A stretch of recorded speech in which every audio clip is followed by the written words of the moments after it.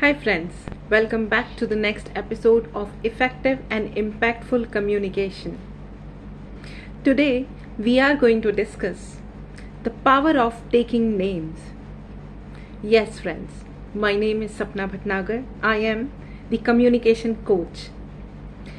Today I am going to tell you, when you are talking to somebody or anybody, in fact anywhere, you need to take people's name.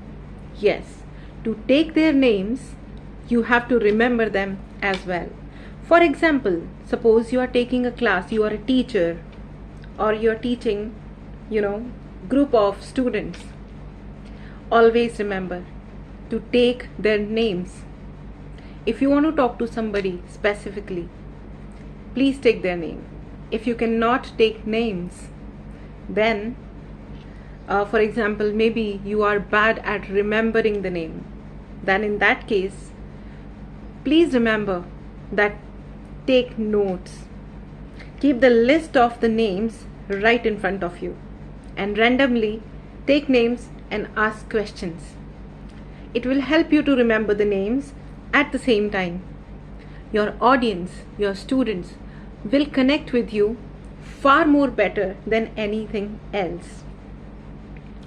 When somebody is feeling acknowledged by name, then the impact of this particular act is outstanding. So please ensure that whomsoever you are talking, you know the name. Name is very important. Let me tell you the psychology and the practical fact behind it. We all have been, given a name since our childhood, since our birth. So name is what? Name is our identity. You will know me by my name. I started my introduction with my name, and it is a common fact with everyone. People introduce themselves using their name. There can be thousands of people with the same name, but every person likes and loves his name. And if he doesn't, then there is a problem with his self-esteem. And we can actually add the value. When we take their name, their involvement, their attention and focus increases. And belief in themselves also increases.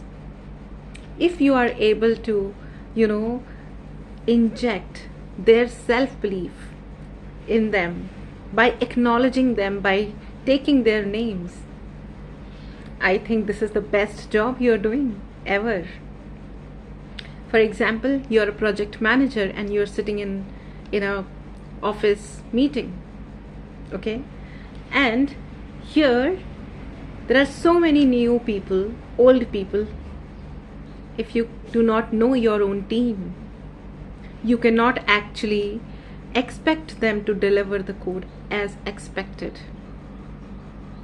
Because we all know in corporate environments there are so many deadlines. Many a times clients come up with a lot of unrealistic expectations as well. So in that case, if you are not able to connect to your team, you cannot actually tell them to stay back 2 more hours and finish the job. Because when we have committed to the client, we have to deliver, isn't it? There are so many things which comes in between of whatever the best of the plan you have made for your team and for the work. But changes come. We all know this. Change is the only, constant in life. So we all keep the buffer time to adjust the changes. But the best thing and the most important thing is team, the people who are going to work, the resources. If the resources are not in place, it's very actually unethical to call a person as a resource. But practically, on ground, they are resources. because they are one of the entity that contributes to get the deliverable in place.